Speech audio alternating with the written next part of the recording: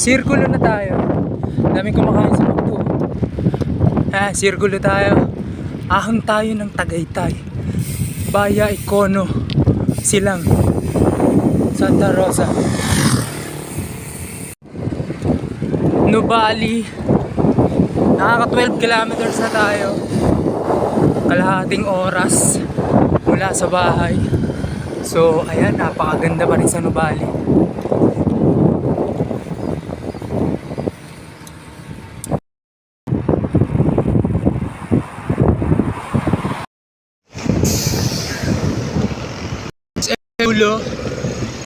Ito na tayo. Santa Rosa, Tagaytay Road.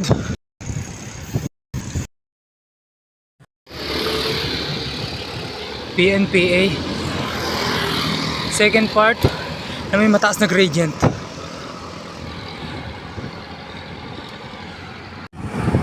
Mula rito, pagkalagpas ng PNPA, magiging winding na yung daan. Magiging hindi naman ganun kadali kasi dumaan ka na sa matataas na gradients.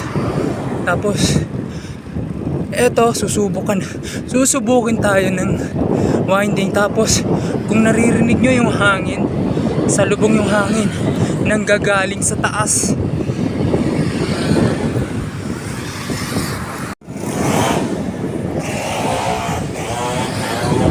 Eto na yung part na medyo bababa ng konti yung gradient. Kasi kung mapapansin nyo, halos patag na ito. Siguro 3%, 2% gradient nito. Mahaba rin to. Halos nasa 400, 300 meters. Kaya pagkakataon na makarecover. Pero kung mapapansin nyo, medyo habol pa rin ako ng hininga kasi nga walang ensayo. Halos nasa 3/4 na tayo ng ahon. Yan, 3/4 na ito. Mga last 5 kilometers, 3 kilometers na lang. Mainit.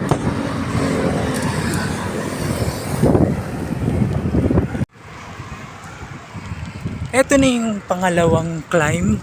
Pangalawang part na may mababang gradient. Part na pwede kang makarecover ulit. Alos 2 kilometers, 1 point something. Tuktok na tayo ng Santa Rosa Silang Road. Tsaga-tsagayin na natin to, malapit na. Ito yung part na wala ka ng 1 kilometro eh. Bibigyan ka pa ng matindi-tinding gradient.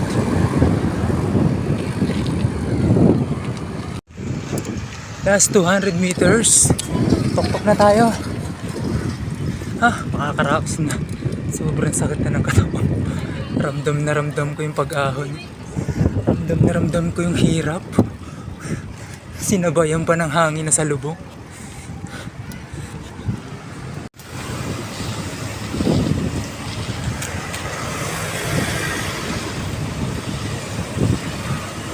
Ito na.